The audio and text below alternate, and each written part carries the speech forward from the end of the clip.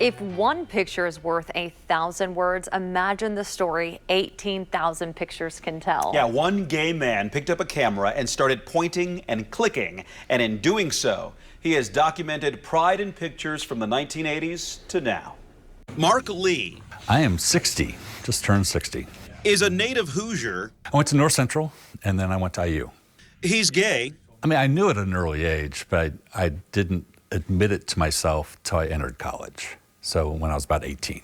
And he has a coming out story. I had a lot of fear, especially coming out to my dad, that I might be disowned, might, not be able to finish college because he would stop paying. So I told him, and he said he already knew, but he also told me how proud he was of me for being so honest. Before Mark left for college and before he came out to his loved ones, Mark picked up his first camera. In Bloomington, I went to Bullwinkle's and I would, photograph drag shows or just different people there.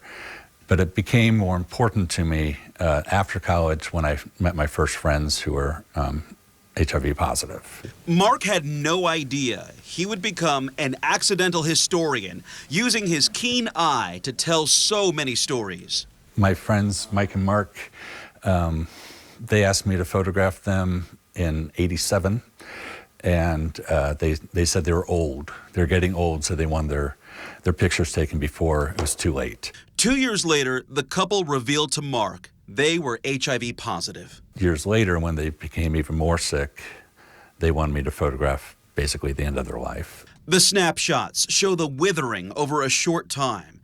Still, Mark's pictures show the resilient spirits of so many Hoosiers who lost their lives to AIDS.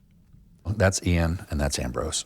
Mark has spent years documenting stories of love. 20 years ago, I came up with the idea of photographing same-sex couples who've been together for 10 years or more. Including a curator and a scientist who spent 62 years together. So Ambrose lived in a nursing home the last 2 years of his life, but Ian went to go visit him like every day. Mark remembers photographing his very first Indie Pride Festival on Monument Circle in 1991. He remembers the protesters, too. When they were protesting having gay pride on the circle, they thought it was an abomination. And all of a sudden, the men's chorus got up on stage, and they started to sing God Bless America. And the protesters were like, they had no idea what to do. They're like, do we salute and, the song, or do we continue protesting? So they ended up like taking off their hats and saluting. It was a snapshot in time that moved Mark. It was, to me, the definition of pride, and just being able to stand up there and say who you are, and, not only gay, but American. In 2015, Mark snapped one of his favorite photos on the Indiana State House steps. This is part of the mile-long flag that was in New York City when during the 25th anniversary of Stonewall. It's when the Defense of Marriage Act was struck down, opening a door for same-sex couples to wed.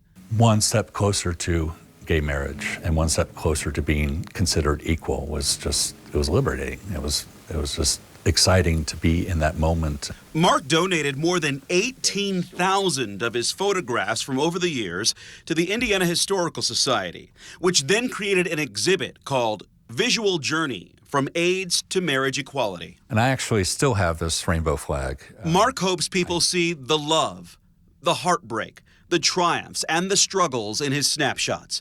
And he wants the younger LGBTQ community to pay close attention. I just want them to know where we came from, and these are the people who fought for your rights to do the things that you're doing now. Don't forget those stories of where we were to where we are right now. So many amazing stories he had to share, and that was just a few of them. Very well done on that. So Mark's exhibit has been condensed from its original form at the Indiana Historical Society so that it can travel the state. Yeah, this traveling exhibit has been shown up at the Indianapolis Airport, the lobby at Lilly, and in libraries and museums in smaller towns around our state. Yeah, and currently it is in South Bend.